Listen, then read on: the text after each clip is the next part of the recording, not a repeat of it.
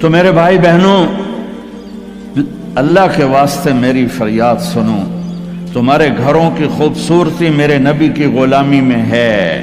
یہ ڈبل جابیں چھوڑو، یہ بڑے بڑے گھروں کی دوڑ چھوڑو، بڑی بڑی گاڑیوں کی دوڑ چھوڑو، اپنے گھروں کو بچاؤ اللہ کے واسطے، چونکہ یہاں کی نسل خطرے میں ہے۔ پاکستان میں کوئی برے سے برا بچہ بھی ہوگا تو ایتھیسٹ نہیں بنے گا، اسلام نہیں چھوڑے گا، یہاں اسلام چھوڑ دیتے ہیں۔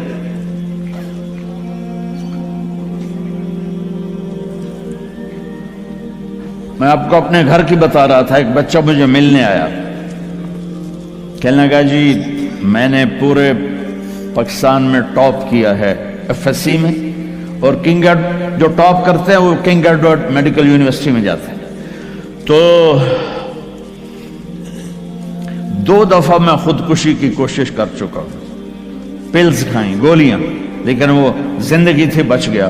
میں نے کہا بیٹا تو چھوٹا سا ہے، تو نے یہ خودکشی کی کیوں یہ تو نے قدم اٹھایا؟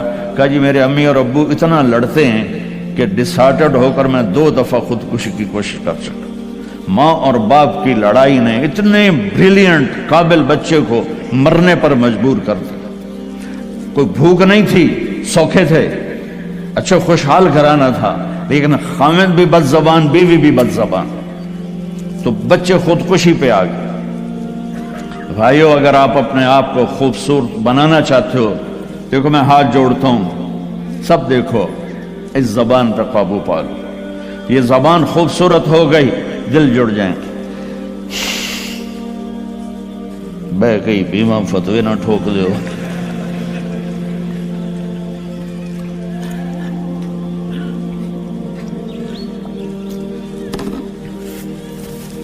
ہماری ایک دھوبن تھی ماسی شریفہ، 85 میں بیچاری فوت ہوئی، چھوٹا قد تو بڑی لڑاکی۔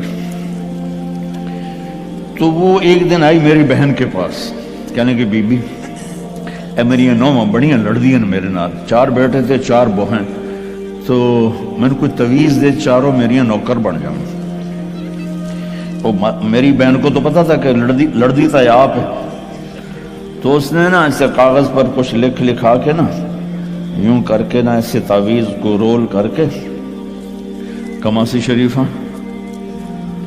اے تعویذ ہے بڑا سانپ کے رکھڑ آنا، جب تیری لڑائی ہونے لگے تو نے یہ تعویذ ایتھے رکھ کے چک مار دینا ہے۔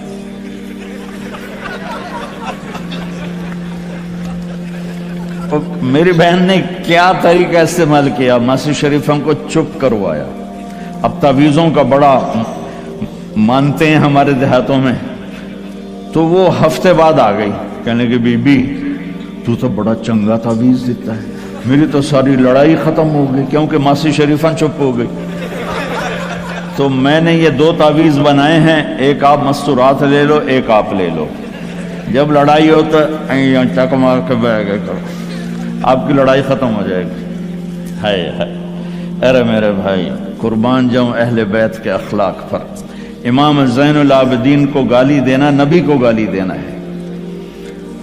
حضرت حسین جن سے نسل چلی، ان کو ایک آدمی نے گالیاں دی، ننگی، وہ یوں منہ کر کے بیٹھ گئے۔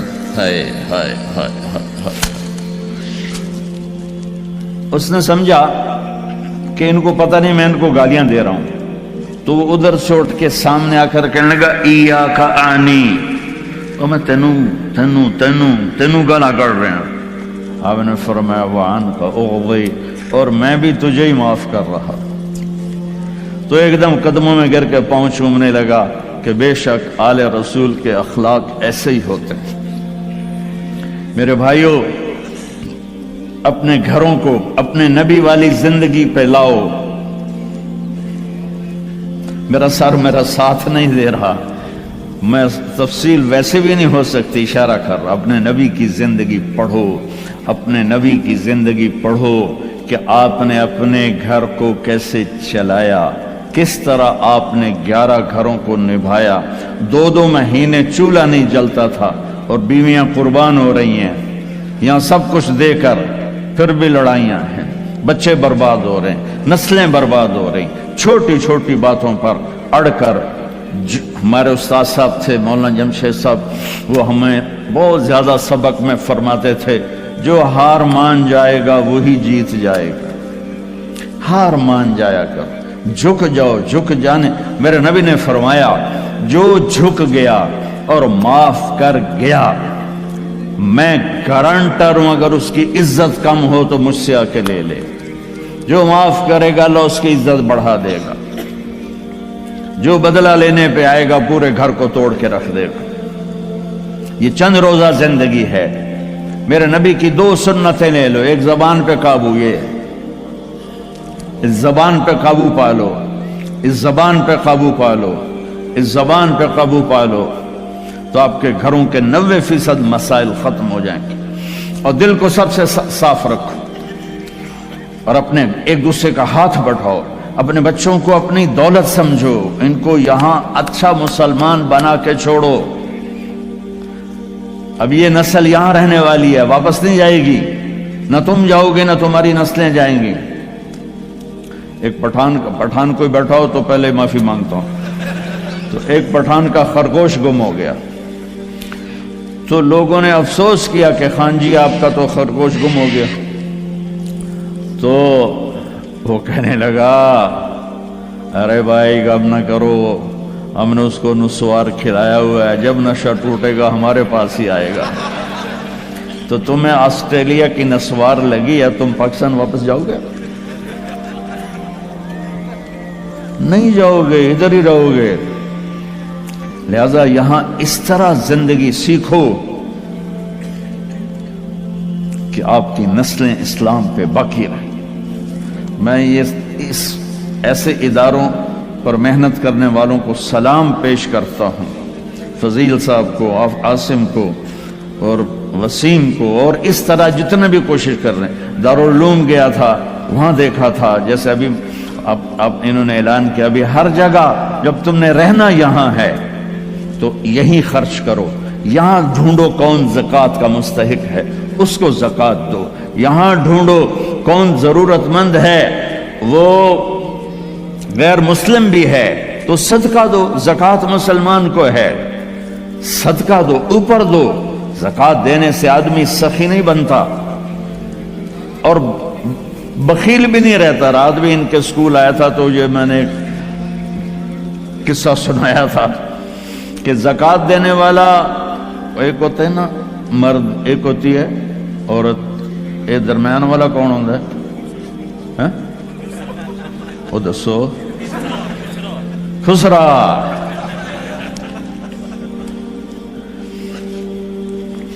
तो ज़कात देने वाले जो होते हैं ना, वो बुखल से निकल आते हैं, सखावत में जाते नहीं, तो विचकारले बढ़ जाते हैं। तो सदका भी दिया करो। खुसरो परवेज ईरान के बादशाह के पास एक आदमी मछली लाया, उसको बड़ी पसंद आई तो उसने शाही जोश में कहा 4000 दिरहम दे दो। बहुत बड़ी दौलत थी, जैसे $4000 समझो एक मछली। तो उसकी बेगम ने उसके कान में कहा, ये क्या किया है? दरबार था। तो 4000 तुम एक मछली पे दे रहे हो तो खजाना खाली हो जाएगा, वापस लो उससे पैसे और मछली वापस करो। उन्होंने कहा, मैं बादशाह होकर पैसे कैसे वापस लूं? ये तो हो ही नहीं सकता। उन्होंने कहा, मैं बताती हूं, तुम उसको बुला के पूछो, भाई ये मछली क्या है, नर है या मादा? वो कहेगा नर है, तुम कहना हमें मादा चाहिए थी, ये तुम्हारी मछली, हमारे पैसे दो। अगर वो कहे ये मादा है तो तुम कहना भाई हमें नर चाहिए था, ये तुम्हारी मछली, हमें पैसे दो। हाँ हाँ हाँ, कब है उसको बुलाओ बुलाओ बुलाओ बुलाओ। वो बाहर निकल गया था, उसको बुला ली। ओ भाई ये मछली नर है या मादा? वो कोई प्यो दो पुत्र, उसे कह सही है, ही जड़ा है, ये ना नर है ना मादा। उन्होंने कहा 4000 और दे दो। तो मेरे भाइयों, ऑस्ट्रेलिया, अगर आपके पास पासपोर्ट है तो ये आपका मुल्क है, ये आपका देश है। मैं आपके सामने हाथ जोड़ता हूं, इस्लाम पे हर्फ ना आने दो, झूठ ना बोलो, धोखा ना दो, फ्रॉड ना करो। यहाँ की लड़कियों से इसलिए शादी ना करो कि कागजात बनाने हैं, ये धोखा होगा, फ्रॉड होगा।